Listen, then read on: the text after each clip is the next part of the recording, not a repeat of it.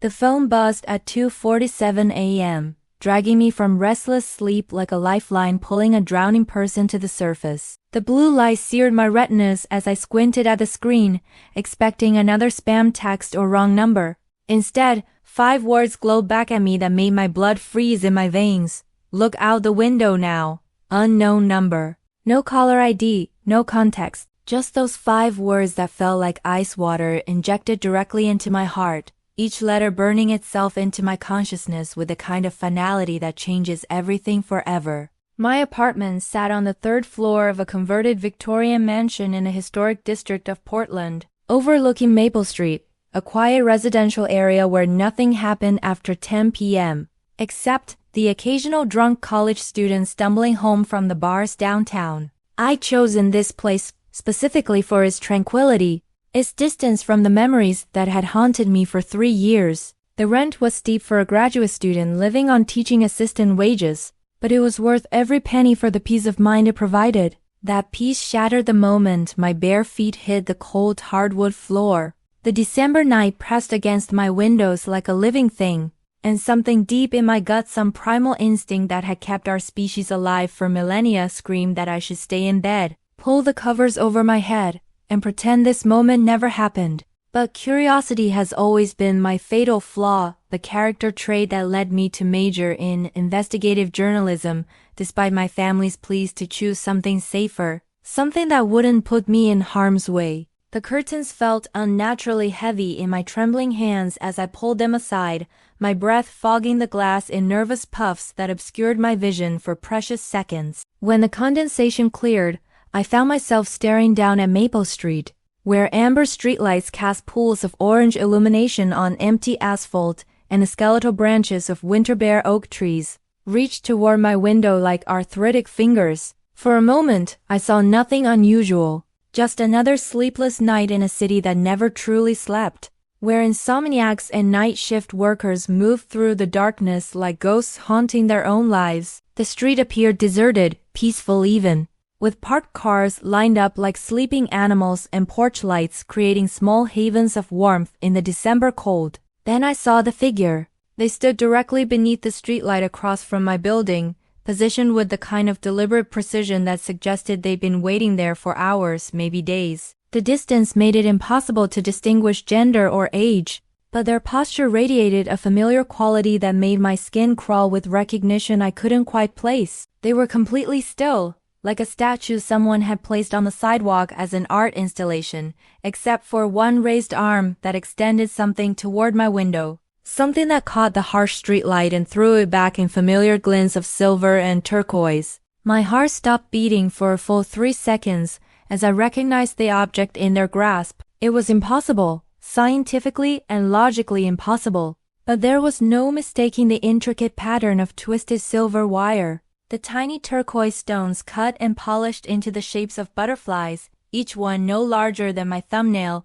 but perfect in its detail and craftsmanship. Emma's bracelet, the same handmade bracelet our grandmother had spent months creating in her cluttered jewelry studio, working late into the night by lamplight, muttering about protection and love and the importance of remembering where you came from. Grandmother had given it to Emma for her 16th birthday, 3 years before she died, and 4 years before. Emma herself disappeared from our lives as completely as if she'd never existed at all. I'd watched Emma wear that bracelet every single day for 3 years, seen her touch it unconsciously during moments of stress or uncertainty, witnessed her refuse to remove it even for showers or medical procedures. It had become as much a part of her identity as her laugh or her terrible habit of humming off-key while cooking breakfast on Sunday mornings. The bracelet that had vanished the same day Emma did, 3 years, 7 months, and 12 days ago. My sister had been declared legally dead after 2 years of investigation that yielded nothing but false leads and mounting frustration from law enforcement officials, who seemed more interested in closing the case than finding answers. The detective assigned to her disappearance, a weary man named Morrison with kind eyes and a patronizing tone, had eventually concluded that Emma had run away voluntarily, tired of supporting a family that gave her nothing but grief in return. Young adults leave home all the time, he'd explained to me and my parents during our final meeting. Especially bright kids from dysfunctional families. They get tired of being the responsible one and decide to start fresh somewhere else. It's more common than you'd think, but I'd known Detective Morrison was wrong about Emma, wrong about everything. Emma wouldn't have abandoned her full scholarship to Portland State University. She wouldn't have left behind her collection of vintage novels that she'd spent years accumulating from used bookstores and estate sales. Most importantly, she wouldn't have removed that bracelet voluntarily, not for any reason, not under any circumstances. The figure below remained motionless, arm extended like an offering or an accusation. In the harsh artificial light, the bracelet seemed to pulse with its own rhythm, each tiny butterfly catching and reflecting illumination in a hypnotic dance that pulled at memories I spent 3 years trying to bury beneath graduate school coursework and professional ambitions. My phone buzzed again, the vibration so sudden and sharp that I nearly dropped the device. Same unknown number, same impossible message that made my world tilt sideways. She's been waiting for you to remember what really happened that night. Emma had been different that last day, though I was too wrapped up in my own problems to notice the signs until it was far too late. Looking back now, with the cruel clarity that hindsight provides, I could see all the warnings I missed, the way she kept checking her phone with increasing anxiety, the nervous energy that had her cleaning the apartment twice before noon, the forced brightness in her voice when she asked what time I'd be home from work. But at 21, I was drowning in my own responsibilities and completely unprepared for the role of detective in my sister's emotional life. I was struggling through my senior year at Portland State, working 2 part-time jobs to cover expenses that our parents couldn't help with anymore, and trying to maintain some semblance of a social life despite the chaos that perpetually surrounded our family. Our household had been in free fall since Dad's arrest 6 months earlier. Tax evasion, they called it, though the truth was more complicated and more devastating than simple failure to pay the IRS. Dad had been embezzling money from the construction company where he'd worked as an accountant for 15 years, skimming funds that should have gone to worker pensions and medical coverage. When the scheme collapsed, it took 36 families' retirement savings down with it, along with our family's reputation and any sense of stability we'd managed to build. Mom had retreated into prescription medication and daytime television, leaving Emma to manage the practical aspects of our imploding lives. While I focused on maintaining my grades and keeping my jobs, Emma handled the lawyer consultations, the court appearances, the endless phone calls from creditors and reporters who wanted to document our family's spectacular failure for public consumption. Emma had always been the responsible one, the child who stepped up when adults couldn't or wouldn't fulfill their obligations. Even as kids, she'd been the one to pack our lunches when Mom forgot, to help with homework when Dad was working late, to mediate the fights that erupted with increasing frequency as our parents' marriage slowly disintegrated. She was 3 years younger than me but infinitely more mature, more capable of handling crisis and uncertainty. That morning, the last morning I ever saw her, Emma had been cooking breakfast when I stumbled into the kitchen. Running late for my shift at the campus bookstore, she was humming that off-key tune she always hummed when she was nervous, stirring scrambled eggs with more vigor than the task required. "Morning, sunshine," she'd said, forcing a smile that didn't quite reach her eyes. "I made extra eggs if you want some." "Can't," I'd replied, grabbing a piece of toast and my car keys. "Already late. And Professor Martinez has been looking for excuses to fire student employees who don't take the job seriously. Lacey." "Wait." Emma's voice carried an urgency that should have stopped me in my tracks. "I need to talk to you about something important. About Dad's case, about some things I've discovered." But I was already mentally at work, calculating how quickly I could drive across town and whether I'd have time to grab coffee before my shift started. "Later, Em. Whatever it is can wait until tonight." "It really can't wait," she'd insisted, following me toward the door. "Please, just 5 minutes. There are things about Dad's arrest that don't add up, things the lawyers aren't telling us." I'd paused at the threshold, keys in hand, seeing the desperation in her expression, but misinterpreting its source. I thought she was having another anxiety attack about Dad's situation, another emotional breakdown about our family's public humiliation. Emma had always been sensitive about what other people thought, and Dad's arrest had made us the subject of gossip and speculation throughout our small community. I know this is hard on all of us," I'd said, my voice gentle but distracted. "But obsessing over details we can't control isn't helping anyone. The lawyers know what they're doing, and we just have to trust the legal process." "The lawyers are lying to us," she'd said quietly. "And I think I know why." Those were the last words Emma ever spoke to me, though I didn't realize their significance until much later. I kissed her forehead and promised we'd talk when I got home, then driven away whistling along to the radio, completely unaware that I was leaving my sister to face something dangerous alone. When I returned that evening, the apartment felt wrong immediately. The silence was too complete, too heavy, lacking the usual sounds of Emma's presence, no music playing from her room, no clattering from the kitchen where she'd be preparing dinner, no murmur of her voice on the phone with friends or study partners. Mom was unconscious on the living room couch, an empty bottle of wine on the coffee table, and prescription bottles scattered around her like fallen soldiers. This wasn't unusual anymore. Since Dad's arrest, Mom had been medicating her shame and anxiety with increasingly dangerous combinations of alcohol and benzodiazepines. But Emma's bedroom door standing wide open was unusual. Emma was obsessively private about her personal space, always keeping her door closed whether she was home or not.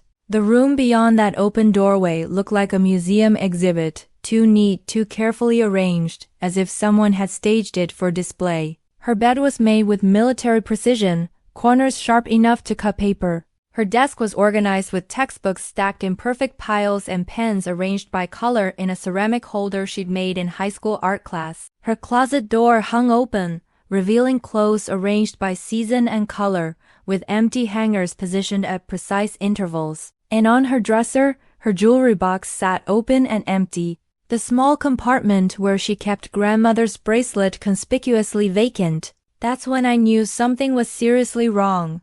I threw on the first clothes I could find, jeans and a university sweatshirt that smelled faintly of the vanilla perfume. Emma used to wear my hands shaking so violently I could barely work the zipper. The hallway outside my apartment stretched like a tunnel into darkness, fluorescent lights humming their monotonous electrical song as I stumbled toward the stairs, my heart hammering against my ribs with such force I was certain it might burst through my chest entirely. Each step echoed in the empty stairwell like gunshots, mixing with the sound of my ragged breathing and the whisper of my bare feet against cold concrete. I hadn't bothered with shoes, couldn't spare the time to search for them when every second might mean the difference between answers and another 3 years of devastating uncertainty. The building felt different at this hour, transformed from sanctuary into something actively malevolent. The walls seemed to press closer with each step, and shadows moved in my peripheral vision like living things that scattered when I tried to look directly at them. This was the same stairwell I climbed every day, but now it felt like descending into a nightmare from which I might never wake up. The December air hit me like a physical assault when I pushed through the front door, sharp enough to bring immediate tears to my eyes and steal the breath from my lungs. Portland winters were infamous for their bone-deep cold, and the way moisture seemed to penetrate every layer of clothing. But this felt different, supernatural in its intensity, as if the very atmosphere was warning me to turn back before it was too late. My breath came in white puffs that dissipated quickly in the wind, and I realized I could see it clearly now, the streetlight illuminating an empty circle of pavement where the figure had been standing just moments before. They'd vanished like smoke, leaving no trace of their presence except for the memory of that bracelet glinting in the artificial light. But they couldn't have gone far, not when they'd clearly been waiting for me to see them. This wasn't random, it was orchestrated, deliberate, meant to lead somewhere specific. A sound caught my attention before panic could fully set in, soft footsteps echoing from the direction of Oak Avenue, rhythmic and purposeful, as if someone was walking with destination rather than fleeing in random directions. I turned toward the noise, my bare feet already stinging from contact with the frozen pavement, and caught a glimpse of movement disappearing around the corner 3 blocks away. The pursuit began without conscious decision. My legs carried me forward, while my mind raced through possibilities, each one more terrifying than the last. Someone was playing an elaborate and cruel joke on me, exploiting my family's tragedy for reasons I couldn't fathom. Someone had found Emma's bracelet and was using it to lure me into danger. Someone knew what had really happened to my sister and was finally ready to reveal the truth. I ran through streets that had been familiar for 2 years but now felt alien and threatening in the early morning darkness. The residential area that had provided sanctuary from my family's chaos transformed into something from a horror film, with familiar houses looming like monuments to secrets I'd never suspected. Porch lights created small pools of safety, but the shadows between them seemed deeper and more malevolent than natural darkness should allow. The figures stayed just ahead, always visible but never close enough for identification. They moved with a strange combination of urgency and restraint, as if they wanted to be followed, but not caught too quickly. Each time I thought I might close the distance, they'd turn another corner or duck between buildings, maintaining the chase while controlling its pace and direction. We were moving deeper into the old part of Portland, where Victorian mansions had been converted into apartments and struggling businesses, where gentrification battled against urban decay in an ongoing war that left entire blocks feeling like abandoned battlefields. The streets here were older, narrower, with fewer working streetlights and more places for someone to hide if they chose to end our deadly game of cat and mouse. But they weren't trying to lose me. I realized this with growing certainty as the chase continued. They were leading me somewhere specific, guiding me through a route that held significance I couldn't yet understand. The path we were taking wasn't direct or efficient. Instead, it wound through neighborhoods and past landmarks that triggered half-remembered associations, places that seemed important for reasons my conscious mind couldn't access. We passed the elementary school where Emma and I had both learned to read, its playground equipment skeletal and somehow sinister in the security lighting. We skirted the edge of Laurelhurst Park, where our family used to have picnics during the brief period when Dad was between jobs and Mom was trying to maintain sobriety. We moved through the arts district where Emma had taken pottery classes during high school, nurturing the creative talents that our parents had been too distracted to encourage. Each location felt like a breadcrumb in a trail designed to trigger memories, to prepare me for whatever revelation waited at the end of this midnight marathon. The figure ahead wasn't just leading me geographically, they were leading me chronologically, through the landscape of my childhood and adolescence towards some destination that would make sense of everything that had happened. My lungs were burning by the time we reached the industrial district near the river, where abandoned warehouses stood like monuments to Portland's manufacturing past. The figures slowed their pace here, no longer concerned about maintaining distance, and I realized we were approaching the end of our journey. They stopped at the chain-link fence surrounding the old Riverside Textile Factory, a building that had been closed since I was in elementary school but held significance I never shared with anyone. This was where Emma and I used to come when home became unbearable, climbing through a gap in the fence to sit by the river and dream about different lives. The figure turned slowly, and in that moment before I could see their face clearly, my mind raced through every possibility except the one that would prove to be reality. A stranger who'd found the bracelet and somehow learned about our family's tragedy. A friend of Emma's I'd never met who was trying to send me some kind of message. Someone with cruel intentions who'd researched our story and decided to exploit our pain for reasons I couldn't fathom. None of these possibilities prepared me for what I actually saw when the security lights illuminated their features. It was Emma, not Emma as she'd been 3 years ago at 19, with the soft roundness of late adolescence and eyes that still held traces of the optimism that had carried her through our childhood. This was Emma as she would be now 22 years old, but looking far older than her years. Her face had been carved lean by hardship, her cheekbones sharp enough to cast shadows in the harsh artificial light. Her dark hair had been cut brutally short, barely touching her earlobes, and a thin scar ran from her left temple to her jawline like a silver thread mapping trauma onto her skin.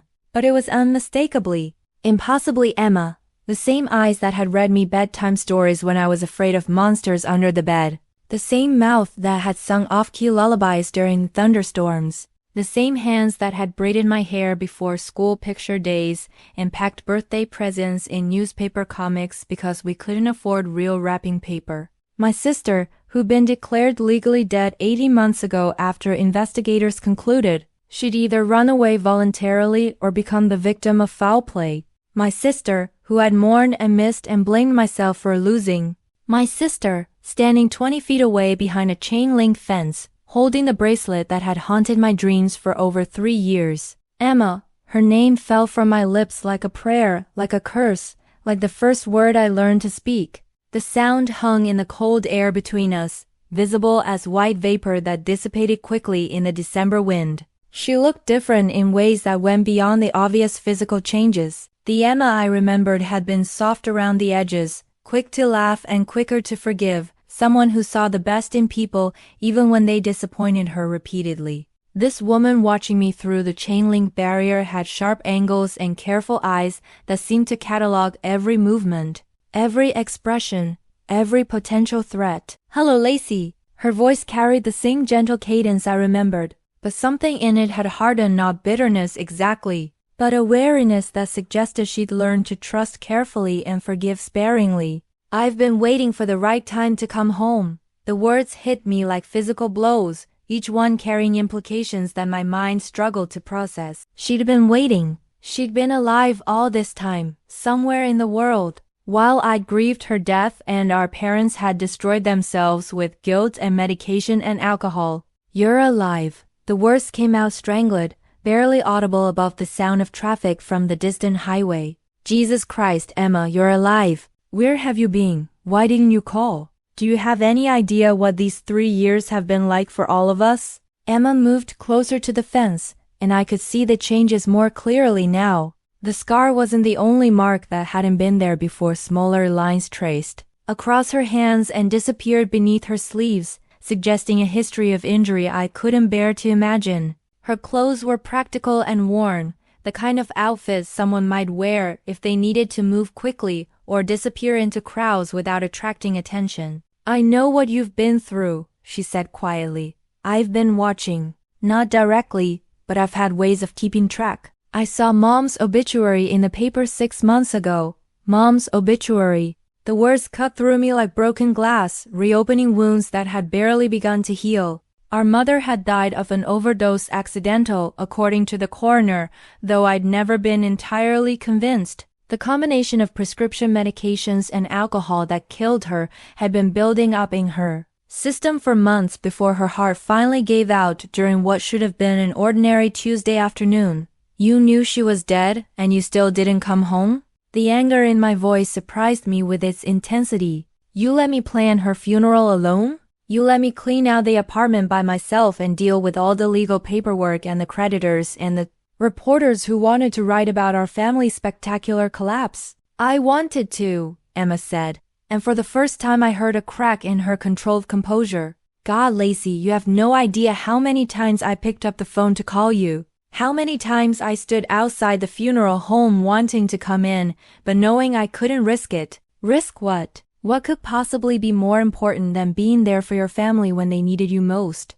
Emma held up the bracelet, letting it catch the security lights and throw fractured rainbows across the concrete at my feet. "Because until now, I wasn't sure you remember why I had to leave in the first place, and I couldn't come back until I was certain you'd believe what I have to tell you." "Tell me what?" "The truth about Dad's arrest. The truth about why I disappeared. The truth about who's been trying to kill our family for the past 3 years." Emma unlocked a gate I hadn't noticed in the chain-link fence, hidden behind overgrown blackberry vines that had claimed this section of the barrier over years of neglect. The hinges protested with a rusty shriek that seemed loud enough to wake half the city, but no lights came on in the nearby buildings. No curious faces appeared at windows to investigate the disturbance. "Come on," she said, her voice gentle despite the haunted look in her eyes. "There's too much to explain, and it's not safe to talk about it out here in the open." I followed her through the gap,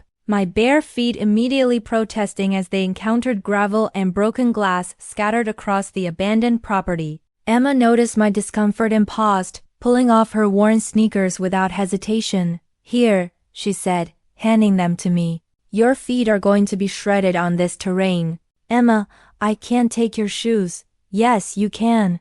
I've been walking on worse surfaces than this for 3 years." She gestured toward her feet, and I saw that the soles were calloused and scarred, toughened by hardships I couldn't begin to imagine. Besides, we need to get inside before someone notices we're here. The old textile factory loomed above us like a monument to Portland's industrial past, its broken windows reflecting our movements in fractured glimpses as we made our way toward a side entrance that Emma seemed to know well. She produced a key from her jacket pocket, not a makeshift tool or lockpick, but an actual key that suggested she'd been here many times before.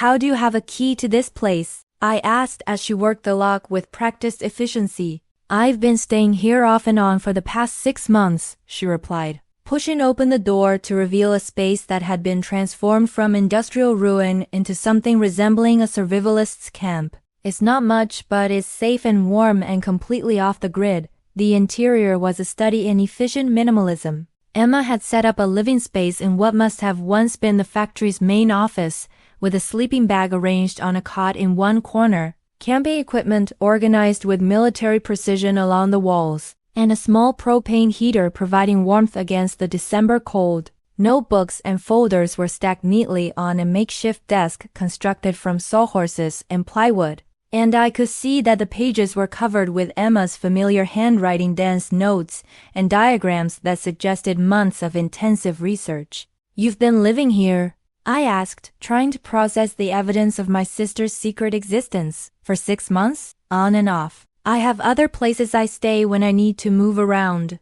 other identities I use when I need to travel or access records." Emma began building a small fire in what looked like a carefully constructed fire pit, her movements efficient and practiced. "But this is my base of operations for the investigation." "Investigation into what?" Emma looked up from the growing flames, and in the flickering light her face took on an otherworldly quality that made her seem both familiar and strange. "Into who really embezzled the money that sent Dad to prison. Into who's been systematically destroying our family piece by piece. Into who killed Mom and made it look like an accidental overdose." The words hit me like physical blows. "What are you talking about?" "Dad confessed to the embezzlement. The evidence was overwhelming: his signature on the forged documents, his access to the accounts, his gambling debts that provided motive. Dad was set up," Emma said with quiet certainty. "Someone used his credentials to access those accounts, someone with enough technical skill to make the digital trail lead back to him, someone who knew about his gambling problem and used it to create plausible motive for the thefts." She moved to her makeshift desk and retrieved one of the folders, handing it to me with the reverence someone might show a religious text. Inside were photocopies of financial documents, computer printouts, and what looked like surveillance photographs taken from a distance. "I spent 2 years learning everything I could about digital forensics and financial crime," Emma continued. "I got certifications in computer security and accounting fraud investigation. I learned how to trace electronic transactions and identify the signatures that different hacking techniques leave behind." I stared at the documents, trying to make sense of the technical language and numerical data that filled each page. "Emma, where did you get all this? How did you access confidential financial records?" "Some of it came from public records and court filings. Some of it came from contacts I developed in the law enforcement and cybersecurity communities, people who believed Dad's case had too many inconsistencies to be legitimate." Emma's expression hardened with determination. "And some of it came from breaking into places I shouldn't have been and taking photographs of things I wasn't supposed to see. That's incredibly dangerous. If you've been caught, I was caught twice." Emma pulled back her sleeves, revealing scars on her forearms that looked like they came from barbed wire or broken glass. "The first time, I managed to talk my way out by pretending to be a lost college student. The second time... She gestured toward the scar on her face. "Let's just say someone didn't want me asking questions about certain financial transactions." I felt sick looking at the evidence of violence written across my sister's skin. "Emma, who did this to you?" "Someone working for the person who framed Dad. Someone who's been watching our family for years, waiting for the right moment to destroy us completely." She took back the folder and selected another document, this one showing what looked like a timeline with dates and events marked in different colored ink. "Mom's death wasn't an accident, Lacey. Someone has been gradually increasing the dosage of her medications, using her regular pharmacy visits to introduce drugs that would interact dangerously with her prescribed treatments. The implications crashed over me like a wave. You're saying someone murdered Ma? I'm saying someone engineered her death to look accidental while making sure it would happen eventually. They've been playing a long game, destroying our family's reputation and financial stability first, then eliminating the members one by one. But why? What could anyone possibly gain from destroying us? Emma's smile was grim and frightening. That's what took me 3 years to figure out. But I finally know who's been doing this to us, and why, and what they're planning to do next. Emma poured coffee from a thermos that had been keeping warm near the fire, and the familiar ritual of sharing a hot drink felt surreal given the circumstances. The coffee was strong and slightly bitter, the kind of no-nonsense brew that someone might drink if they needed to stay alert for days at a time. Tell me about the 3 years, I said, wrapping my hands around the warm mug and trying to process everything I've learned in the past hour. Tell me what happened after you disappeared. Emma settled back against the wall, staring into the flames with the distant expression of someone accessing painful memories. The first year was the hardest. I had no money, no identification that I could use safely, no skills beyond what a 19-year-old learns in high school and community college courses. She paused to sip her coffee, and I could see her organizing her thoughts, deciding how much to reveal and how much to keep hidden for my own protection. I ended up in Seattle initially, working under-the-table jobs for cash-cleaning offices at night, washing dishes in restaurant kitchens, anything that didn't require background checks or official paperwork. I slept in shelters when I could get space, in doorways when I couldn't. It was ... double quote. She trailed off, apparently deciding some experiences were too raw to share even now. Why didn't you contact me? I could have helped, because I knew they were watching you, Emma said firmly. Within a week of my disappearance, I spotted surveillance teams positioned near your apartment, your workplace, the university campus. Professional surveillance, Lacey, not some amateur operation. People with expensive equipment and government-level resources. The thought of being watched without knowing it made my skin crawl. How long did that continue? Almost 6 months. They were hoping I'd try to contact you or return home, that my concern for the family would override my caution. But I learned enough by then to know that any contact would put you in danger and compromise whatever chance I had of discovering the truth. Emma reached into another folder and produced a series of photographs that looked like they'd been taken with a telephoto lens from considerable distance. They show me leaving my apartment, walking across campus, sitting in coffee shops with friends, normal activities that became sinister when viewed through the lens of covert surveillance. I took these myself, Emma explained. Counter-surveillance, to document who was watching you and tried to identify their patterns. I needed to know if you were safe before I could focus completely on the investigation. Looking at the photographs was deeply unsettling, seeing myself unknowingly documented by my own sister while strangers with malicious intentions monitored my daily life. Did you ever figure out who they were working for? Not initially. It took me almost 2 years to identify the organization behind the surveillance and connect it back to Dad's case. Emma's expression grew darker. But once I made that connection, everything else started falling into place. She moved to her desk and retrieved a thick notebook filled with what looked like organizational charts and family trees, names connected by lines in different colors representing various types of relationships. The construction company where Dad worked, Morrison and Associates, was a front operation for a money laundering scheme run by the Kozlov crime family.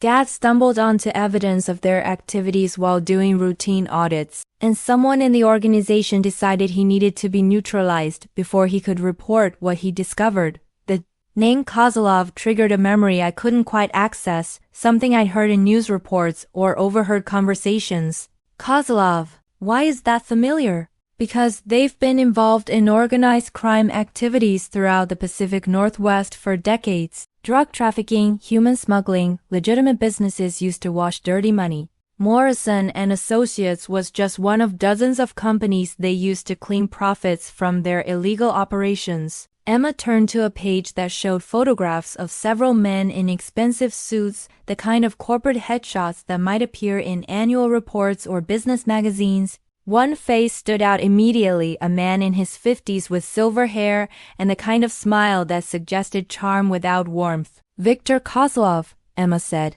pointing to the photograph, head of the family operations and the man who ordered Dad's destruction when he became too much of a liability. But Dad wasn't investigating organized crime. He was just doing accounting work for a construction company.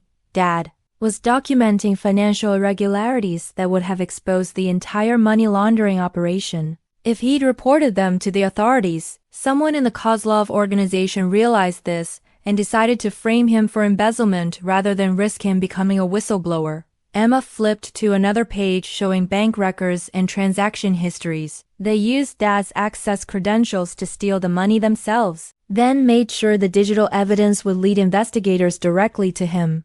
When Dad tried to prove his innocence, they made sure his lawyer was incompetent and the key evidence was either destroyed or ruled inadmissible. The scope of the conspiracy was overwhelming. How did you figure all this out? By becoming someone they didn't recognize as a threat, Emma replied. I spent 18 months learning their business from the inside, getting jobs at companies they controlled, dating men who worked for their operations, gathering information piece by piece until I could see the complete picture. She showed me more photographs, these showing her with different hair colors and styles, different clothes, looking like completely different people. In one she appeared to be a college student. In another she looked like a young professional. In a third she seemed to be someone who worked in the service industry. I learned to disappear into whatever role would give me access to the information I needed. I studied acting techniques and psychology, learned how to read people and manipulate social situations. I became very good at being invisible while hiding in plain sight. That's incredibly dangerous, Emma. If they discovered what you were doing, they did discover it eventually. About 8 months ago, someone figured out that the various women asking questions about Morrison and associates were actually the same person. Emma touched the scar on her face unconsciously. That's when I knew I was running out of time and needed to accelerate my timeline for coming home. She stood up and moved to a window that looked out over the river, her posture tense with memories I couldn't access. They killed Mom to send me a message, she said quietly, to let me know they could reach anyone in our family whenever they chose, and that continuing my investigation would only result in more deaths. But you didn't stop investigating. Emma turned back to me with a smile that was both fierce and heartbreaking. No, I just got better at it. Emma returned to her desk and pulled out another folder, this one thicker than the others, and marked with warning labels in her careful handwriting.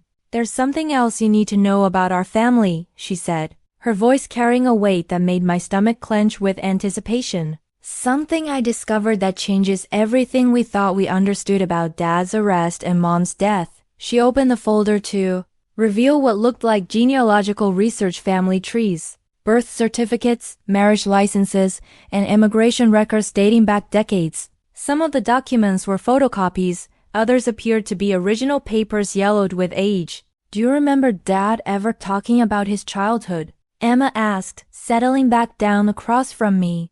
About his parents or where he grew up before he met Mom. I tried to recall conversations from years past, but Dad had always been secretive about his early life. He said his parents died when he was young and he was raised by relatives. He never wanted to discuss it, said it was too painful to remember. That was a lie, Emma said simply. Dad's parents didn't die when he was young. His father is still alive, living under a different name in Vancouver, British Columbia. The revelation hit me like a physical blow. What are you talking about? Emma spread out several documents across the makeshift table, pointing to names and dates that connected in ways I was struggling to comprehend. Dad's real name wasn't Michael Chen. It was Mikhail Kozlov. The room seemed to tilt around me. Kozlov? Like the crime family you've been investigating? Exactly like them. Because Dad was Viktor Kozlov's younger brother, and he'd been in hiding from the family for over 25 years. I stared at the documents, seeing Dad's photograph on what appeared to be a Russian passport issued decades ago, but the man in the picture looked almost nothing like the father I remembered. This version was younger, harder, with the same cold eyes I'd seen in Viktor Kozlov's corporate headshots. I don't understand, I said, though part of me was beginning to see connections I'd missed before. If Dad was part of the Kozlov family, why would they frame him for embezzlement? Because he'd been stealing from them for years, Emma replied.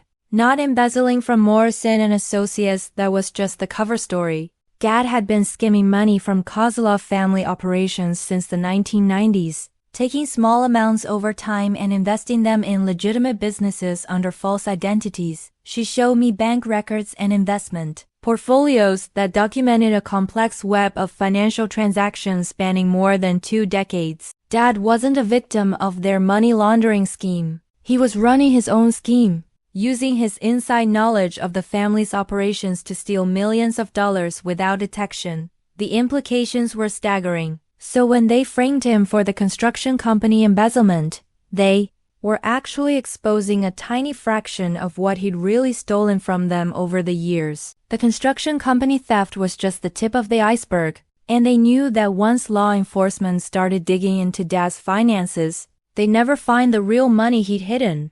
Emma pulled out another set of documents, these showing property deeds and business registrations in names I didn't recognize. Dad had been building a new identity for years, preparing to disappear with Mom and start over somewhere else. But the Kozlov family discovered what he was doing before he could execute his escape plan.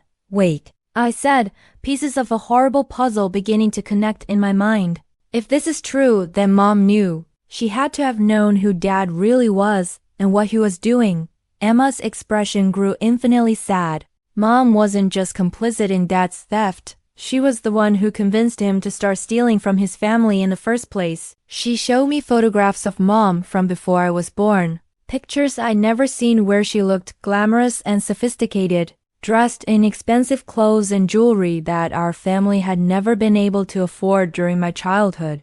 Mom came from money originally old, Portland society family with connections to politics and business throughout the Pacific Northwest. But she'd been disowned by her parents for marrying beneath her social class, cut off from the trust fund that was supposed to support her for life. The photographs showed Mom at charity galas and society events, always accompanied by men in expensive suits who looked like they wielded serious power. She was involved with organized crime figures before she met Dad. She was married to one, Emma said quietly. Her first husband was Antonio Salvatore, a money laundering specialist who worked for several different crime families throughout the 1980s and early 1990s. When Antonio was killed in a gang war, Mom inherited his contacts and his knowledge of how to move money without leaving traces.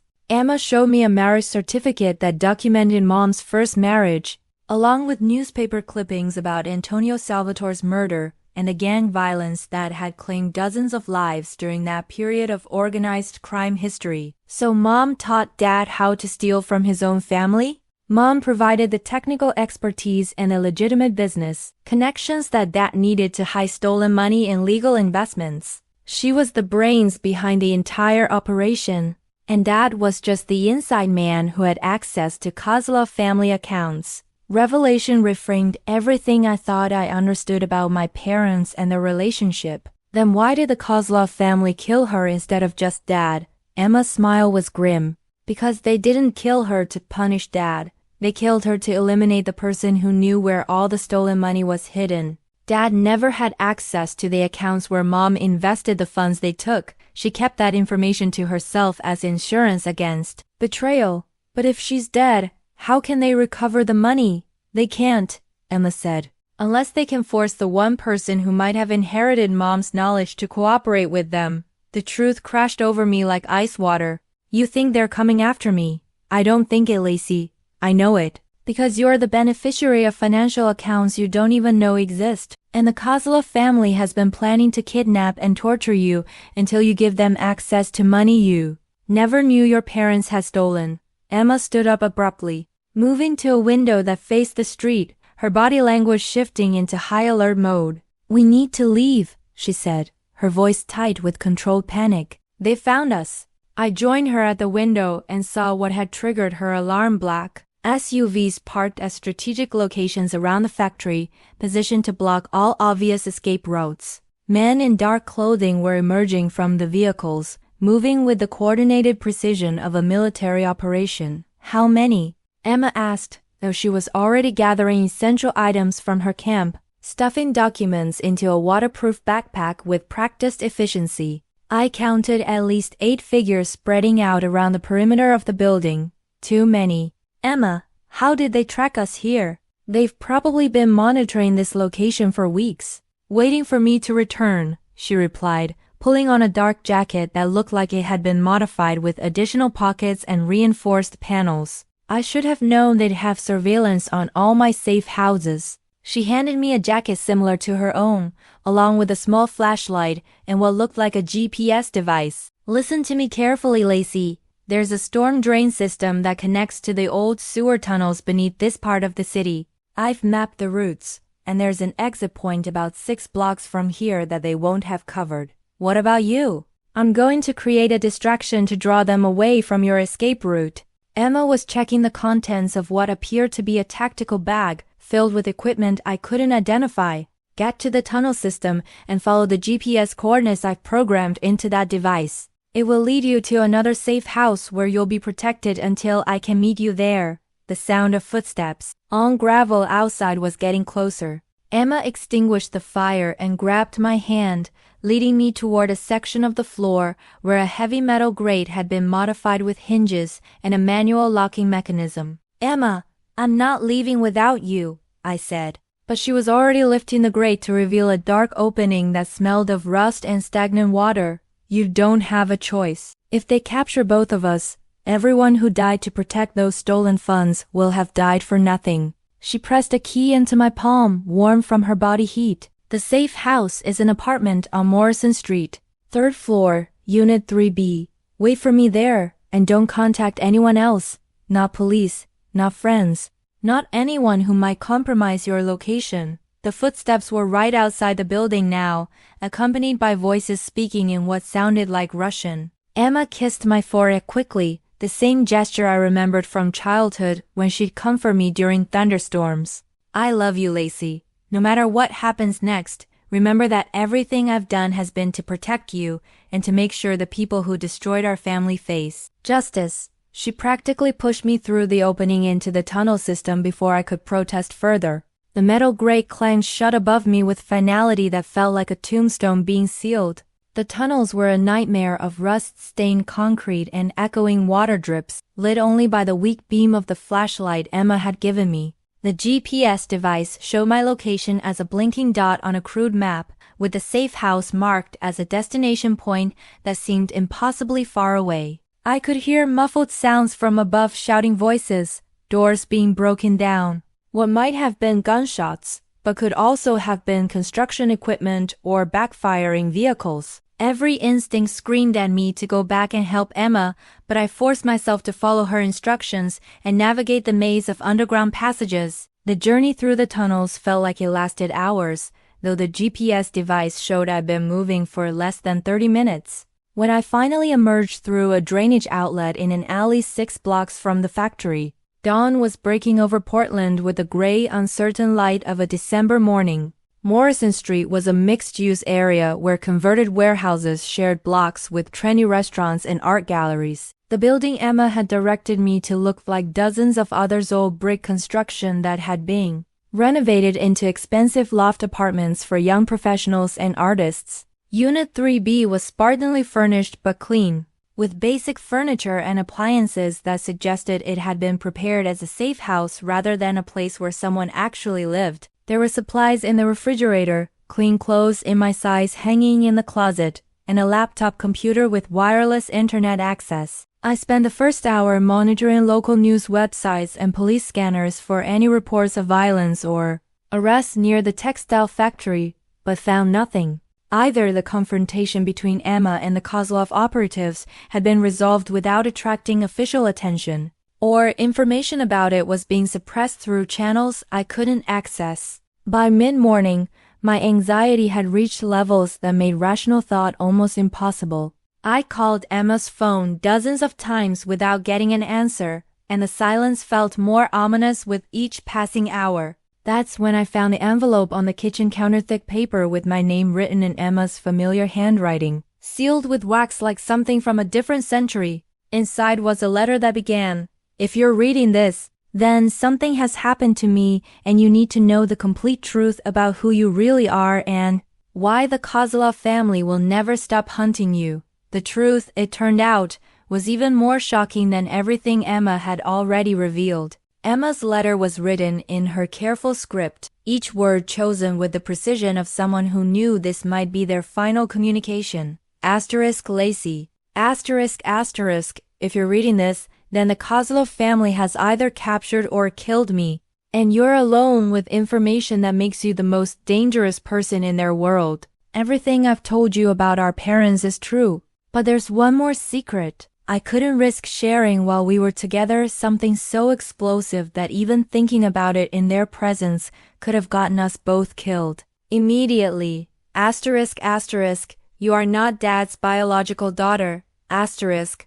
The words hit me like a physical blow, forcing me to sit down before I could continue reading. Asterisk Mom's first marriage to Antonio Salvatore produced a child you.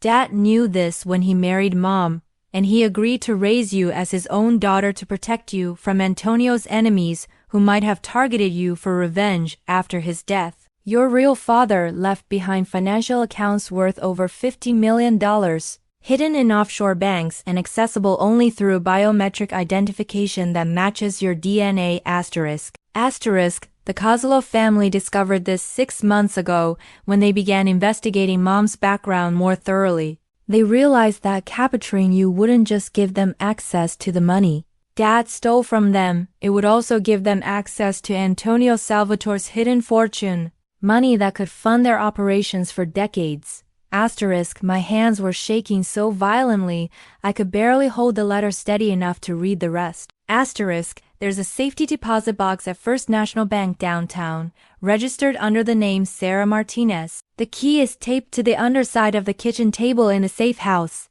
Inside the box you'll find your original birth certificate, DNA test results, and account information for the Salvatore Trust Funds. Asterisk, asterisk, but Lacey, you need to understand this money comes with a price. Every organized crime family on the West Coast knows about Antonio's hidden fortune by now, and they'll all want to use you to access it. The only way you'll ever be safe is if you can expose the entire Kozlov operation and put Victor in prison where he can coordinate efforts to capture you. Asterisk, asterisk, I've spent 3 years gathering evidence of their crimes, but I needed one more piece to make the case prosecutable. Victor's personal financial records that prove his connection to the money laundering operations. Those records are kept in a secure server at his private residence, and accessing them requires getting physically close to his home security system. Asterisk, asterisk, if something happens to me, you'll need to finish what I started, but you won't have to do it alone.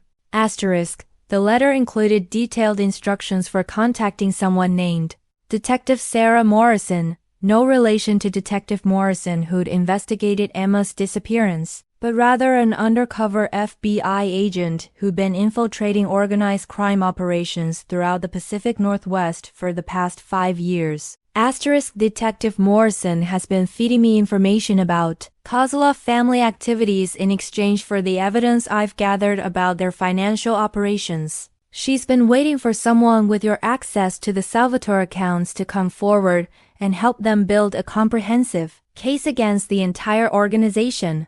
Asterisk, asterisk, the plan is simple but dangerous. You'll use the Salvatore money as bait to arrange a meeting with Victor Kozlov, convincing him that you want to negotiate a deal to share the fortune in exchange for protection. While you're meeting with him at his residence, Detective Morrison's team will raid the property and arrest everyone present while downloading the financial records they need for prosecution.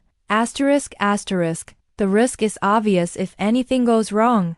You'll be trapped in a room with one of the most dangerous criminals in the country. But it's the only way to end this cycle and make sure no one else in our family becomes a target.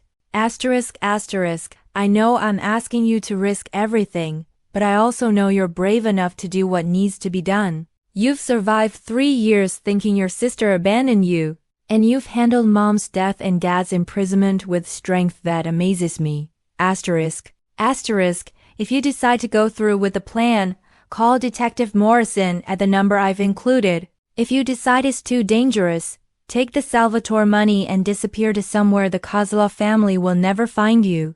Asterisk. Asterisk. Either way, know that I love you more than words can express, and that everything I've done has been to give you the choice I never had, the choice to live your life free from the sins of the people who raised us. Asterisk. Asterisk. All my love. Asterisk. Asterisk. Emma. Asterisk. Asterisk. P.S. There's one more thing. If Victor tries to negotiate during your meeting, tell him that Emma Kozlov sends her regards. He'll understand what that means, and it might buy you the few extra seconds you'll need for the FBI team to reach you. Asterisk. I read the letter 3 times before the full implications sank in. Not only was I not biologically related to the father who'd raised me, but I was the heir to a criminal fortune that multiple organized crime families would kill to control. Emma hadn't just been protecting me from the Kozlov family, she'd been protecting me from the truth about who I really was and the target that inheritance made me. The safety deposit box key was exactly where Emma had said it would be.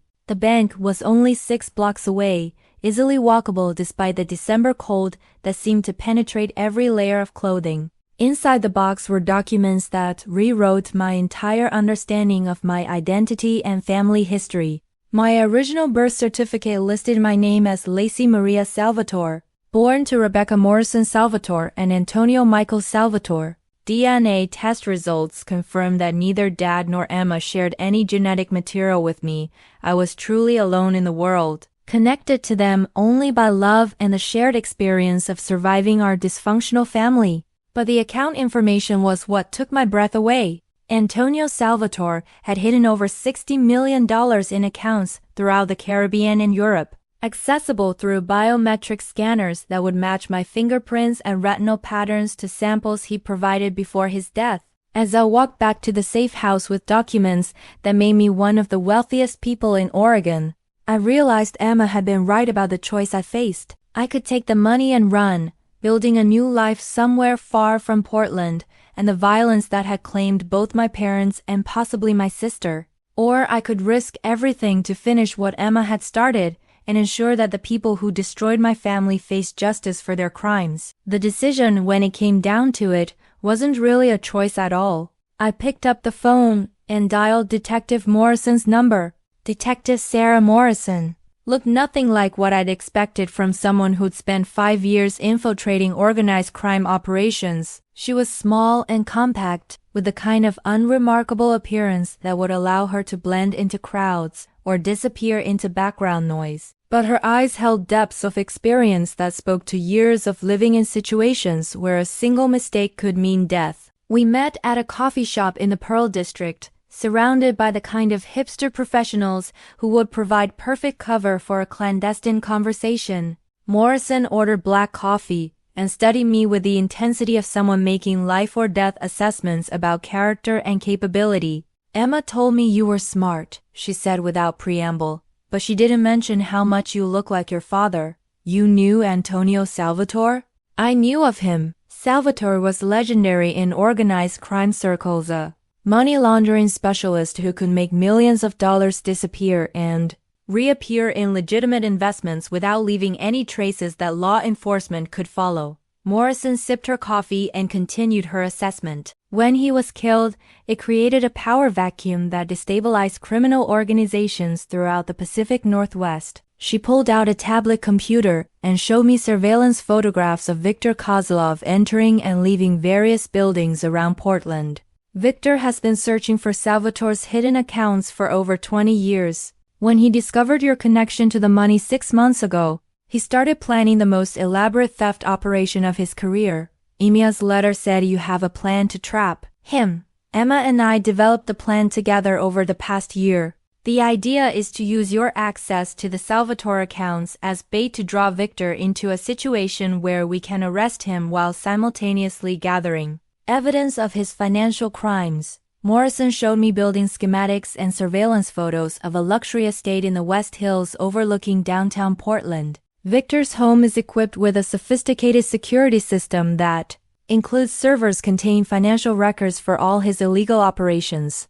We need someone to get inside the house and provide access for our technical team to download those servers, and that someone would be me. You're the only person Victor wants badly enough to meet with personally. Anyone else would be handled by subordinates, but the Salvatore fortune is important enough to bring him out of hiding. The plan Morrison outlined was terrifyingly simple. I would contact Victor's organization claiming to be Antonio Salvatore's daughter, willing to negotiate a deal to share the inheritance in exchange for protection from other crime families who might try to kidnap me. Victor would insist on meeting at his heavily fortified estate to verify my identity and discuss terms. During the meeting, I would need to keep Victor distracted while Morrison's FBI team breached the property and accessed his computer systems. The timing would be critical too early, and Victor might escape before providing incriminating evidence. Too late, and I might not survive the encounter if he realized what was happening. What happened to Emma? I asked, though I wasn't sure I wanted to know the answer. Morrison's expression grew grim. Emma was captured during the raid on the textile factory, but she's alive. Victor is holding her as leverage to force you into cooperation. He plans to use her as insurance during your meeting, if anything goes wrong with his plans. Emma dies immediately. The knowledge that Emma was alive but in danger made the decision even more urgent. When do we do this? Tonight. Victor's expecting your call within the next 6 hours, and he wants to meet this evening to finalize arrangements. He's moving quickly because he knows other crime families are also searching for you. Morrison handed me a cell phone that looked identical to dozens of others, but was actually equipped with GPS tracking and encrypted communication capabilities. This will allow us to monitor your location and conversations with Victor's people. When you're ready to make the call, press the star key twice, and we'll connect you to his organization.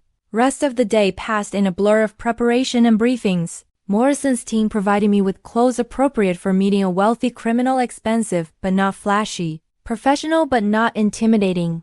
They coached me on how to negotiate with Victor, what information to share and what to keep hidden, how to appear confident despite the mortal danger I'd be facing. As evening approached, I found myself thinking about Emma and the 3 years we'd lost to deception and separation.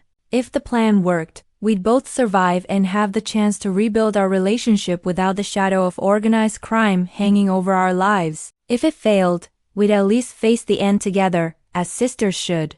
At exactly 7 p.m., I pressed the star key twice and listened to the phone connect to a number I'd never dialed, but that would determine the rest of my life. "This is Lacey Salvatore," I said when someone answered. "I believe you've been looking for me." 3 hours later, I was sitting in Victor Kozlov's living room, surrounded by expensive artwork and men with guns, while FBI agents prepared to breach the property and arrest everyone present. Emma was tied to a chair across the room, alive but bearing the marks of interrogation that made my hands shake with rage. Victor Kozlov looked exactly like his photographs, silver-haired, expensively dressed, with the kind of smile that suggested charm without warmth. He was explaining how we could mutually benefit from sharing the Salvatore accounts. When the lights went out and chaos erupted throughout the house, in the darkness and confusion that followed, I grabbed Emma and held her close while law enforcement officers flooded the building.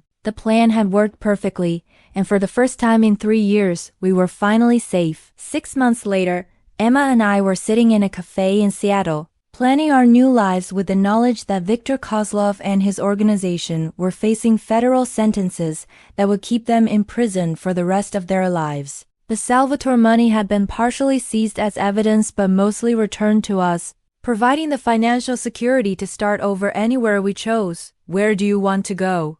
Emma asked, studying a world map spread across our table. "Somewhere peaceful," I replied, echoing her words from years ago. "Maybe a little house by the ocean where we can hear waves instead of fighting." Emma smiled, the first genuine smile I'd seen from her since her return, and pointed to a coastal town in Northern California. "How about here?" And for the first time since that midnight phone call that had changed everything, I felt like I was truly coming home.